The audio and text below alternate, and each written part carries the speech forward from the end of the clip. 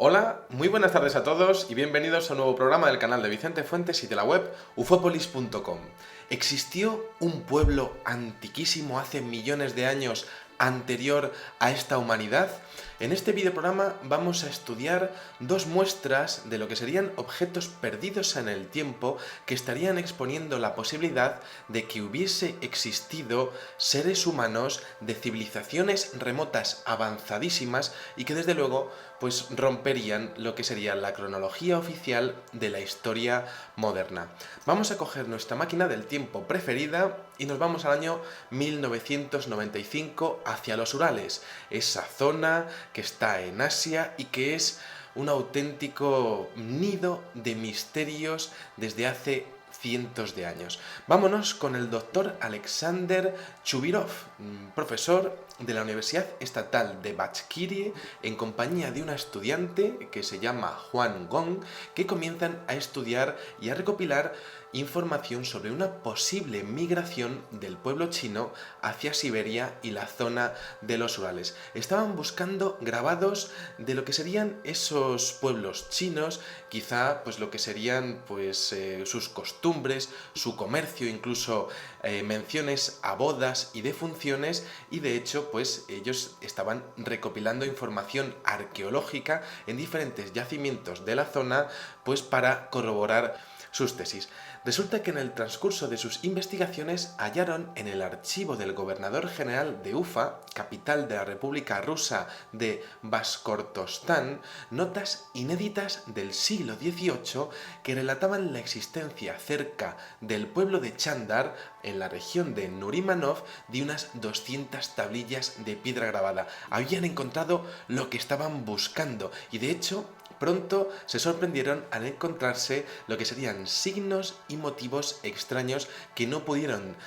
clasificar en base a todas las escrituras de la Tierra. ¿Qué era aquello? Algo les estaba esperando como sorpresa el día 21 de julio de 1999, porque resulta que Vladimir Krainov, expresidente del Consejo Local de Agricultura de la zona, les reveló algo que desde luego pues fue un auténtico hallazgo arqueológico. Y es que resulta que en su patio, en el patio de su casa, haciendo obras, había encontrado una gran tabla que desde luego pues pertenecía a tiempos remotos. Así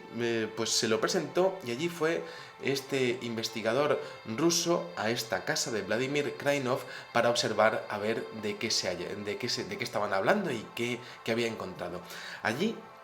hallaron un bloque pétreo enorme que fue trasladado a la Universidad de Ufa para su estudio, y resulta que después de limpiarla los científicos se asombraron al descubrir que se trataba ni más ni menos que de un mapa tridimensional, una auténtica mole de 148 centímetros de altura por 106 de ancho y un espesor de 16 centímetros. Pesaba ni más ni menos que 1 tonelada, y además es que era muy interesante porque resulta que había surcos verticales que representaban ríos y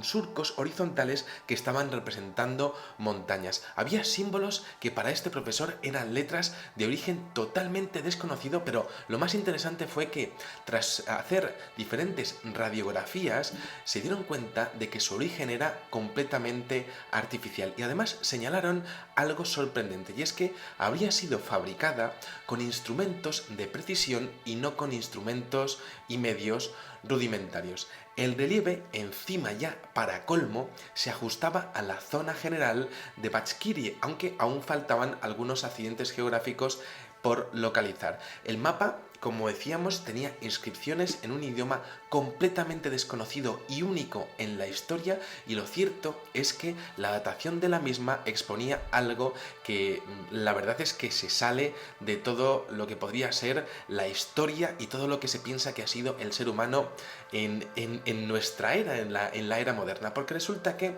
las hipótesis del equipo del doctor Churimov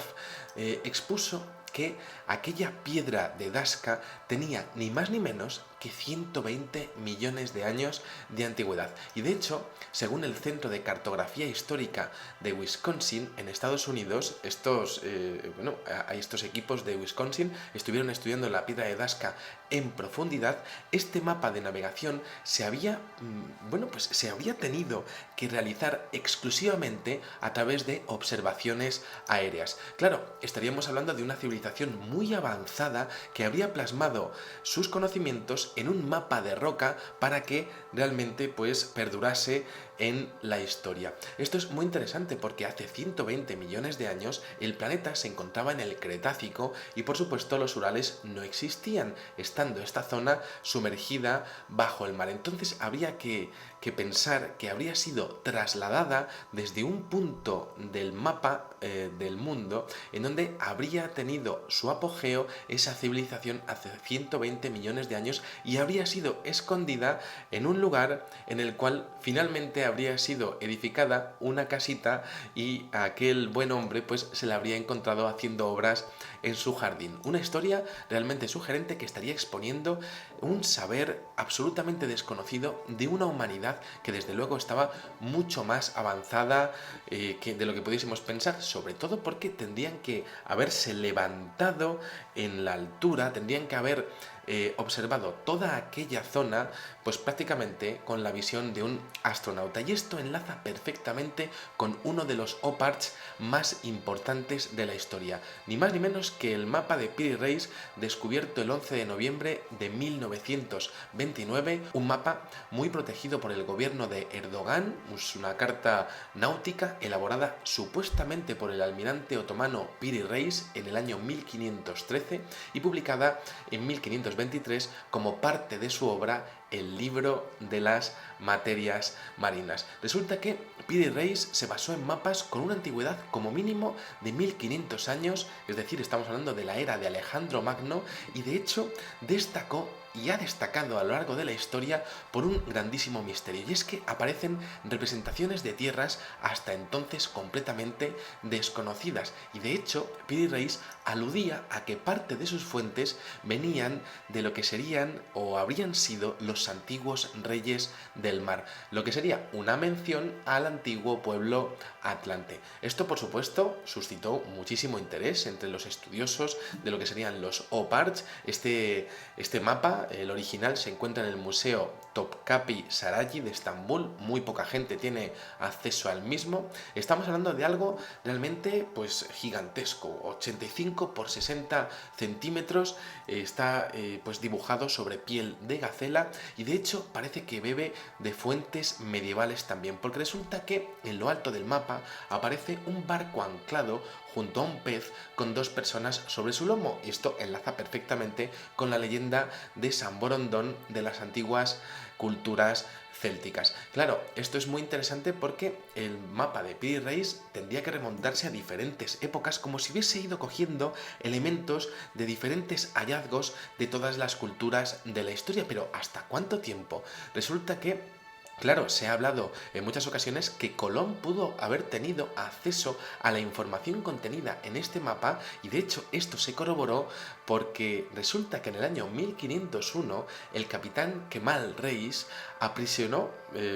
realmente capturó a parte de la tripulación que había viajado con Colón y descubrió que estos llevaban un mapa en el que habría utilizado Colón en su viaje al Nuevo Mundo, que tenía parte de los conocimientos del mapa de Piri Reis. ¿De dónde salía toda esta información? Claro, tenemos que entender que en aquel momento solamente se conocían dos mapas, pues uno que estaría exponiendo el mapa de Bartolomé Colón, hermano del famoso marino, que muestra parte del Caribe, y el mapa de Juan de la Cosa, miembro de la expedición también de Colón. Pero claro, ¿de dónde habían sacado aquellos conocimientos? Resulta que si estudiamos un poquito mejor el mapa, encontramos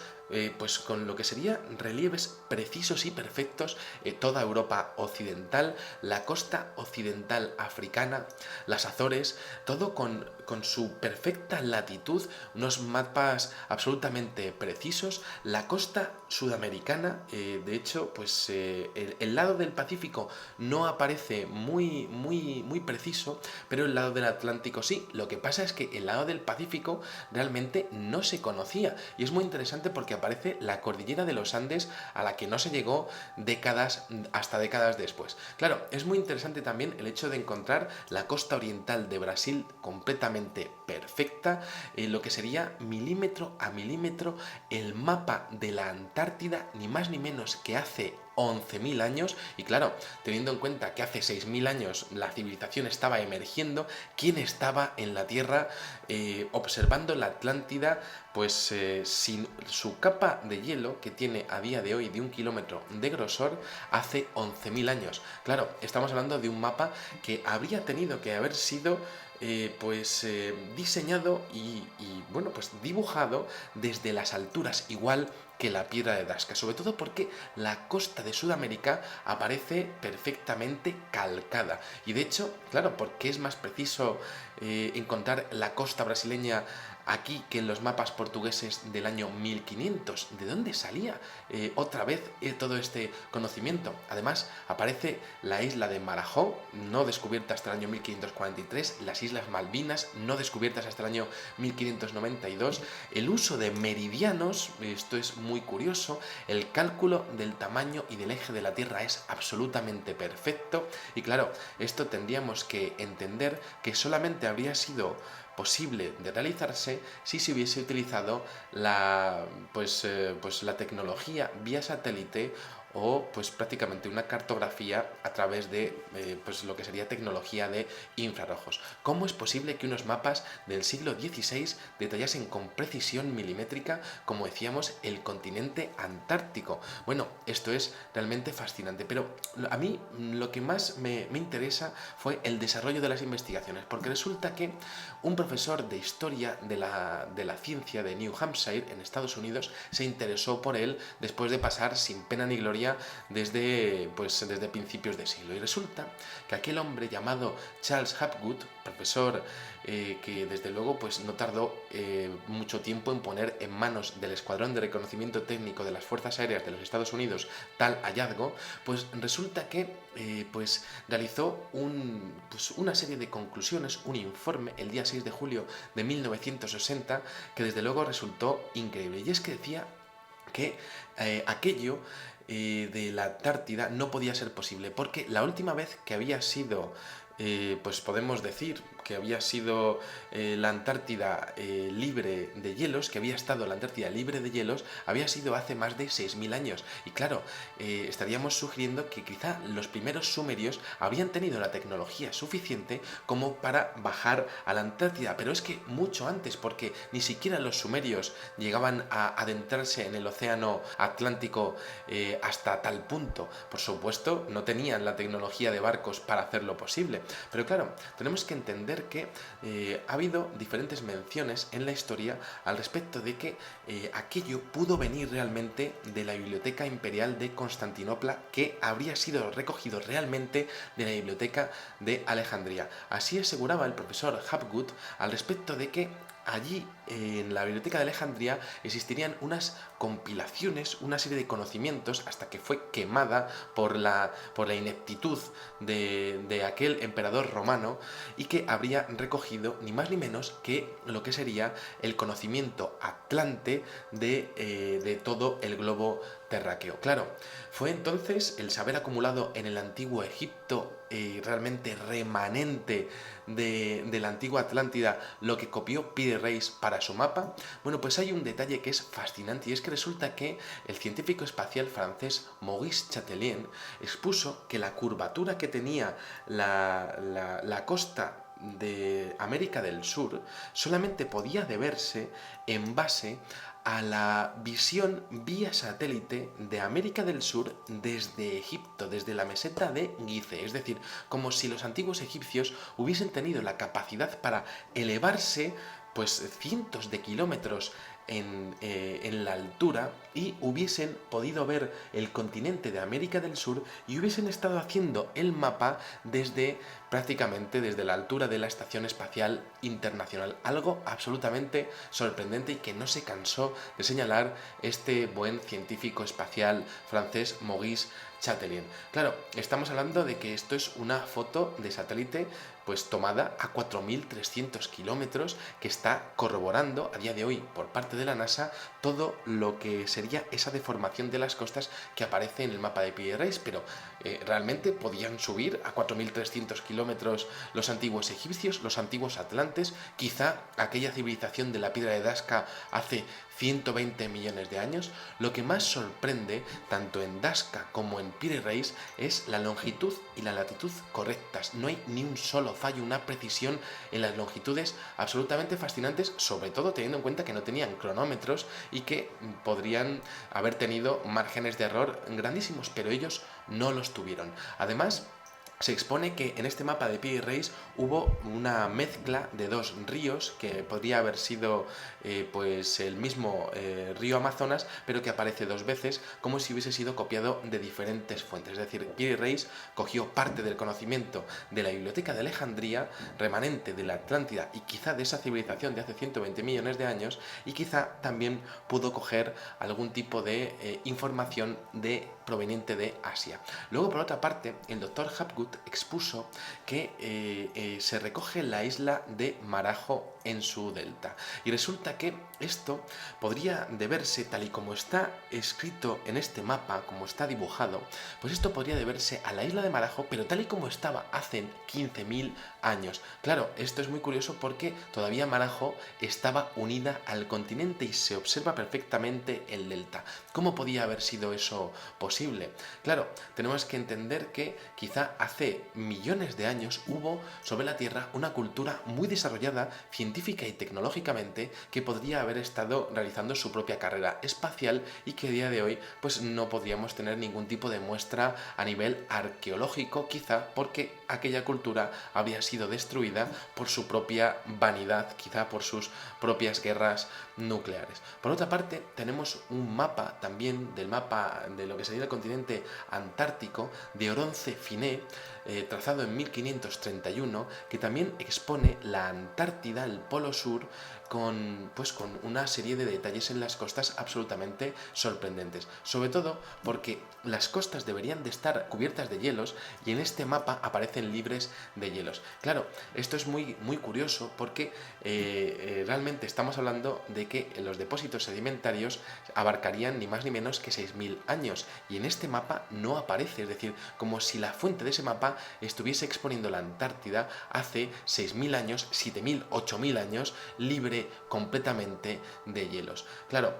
luego, por otra parte, tenemos el mapa de Mercator, al que muchos científicos estudian y que igualan a lo que sería el célebre cartógrafo Gerhard Kremer, que podría haber sido él. Y este señor resulta que traza también un atlas en el año 1569 en el que habla del mar de Amundsen o el mar de Bellenhausen, que tampoco habían sido descubiertos en ese momento. Mercator tuvo estrechos lazos con lo que sería la cultura egipcia, llegando incluso a visitar la Gran Pirámide en el año 1563, y claro, tendríamos que entender que quizá aquella documentación a la que habría tenido acceso y también Pierre Race pues habría sido la base de su trabajo. Por tanto, estamos hablando de un saber muy anterior al que admite la historia, y de hecho hay diferentes historiadores que hablan de que también el emperador chino Zheng He también habría realizado una cartografía exacta de la costa antártica libre de hielos. Quizá diferentes emplazamientos que habían tenido contacto o habían sido legado de aquella cultura antiquísima que desde luego habría sido maravillosa con respecto a su ciencia de la astronáutica. Luego, por otra parte, tenemos que entender un detalle absolutamente sorprendente en estos mapas vía satélite desde el espacio de millones de años, y es que aparece en el mapa de Pierre Race una especie de serpiente en la zona de la Antártida que desde luego es absolutamente sorprendente porque habla en el punto más extremo del mapa, dice: este país no está habitado, todo está en ruinas y se dice que en el lugar se pueden encontrar serpientes gigantescas. Por esa razón, los infieles portugueses no tomaron tierra en esas costas y también porque dicen que eran muy calurosas. Y claro, tendríamos que empezar a pensar en qué momento de la historia de la humanidad, seguro que hace más de 10.000 años, la costa de la Antártida era calurosa y sobre todo que hace allí ese dibujo de las serpientes al respecto de pues lo que serían esas menciones de ruinas. Quizá una civilización de seres metamórficos reptilianos como hemos visto tantas veces, difícil de creer, pero desde luego aparece como un elemento más en estos OPARCH, en esta historia de OPARCH, que desde luego es fascinante y que estaría exponiendo mapas tridimensionales hace millones de años. Nada más, espero que os haya gustado muchísimo este videoprograma y os espero en los comentarios. Muchísimas gracias y como digo siempre, salud y suerte. Adiós.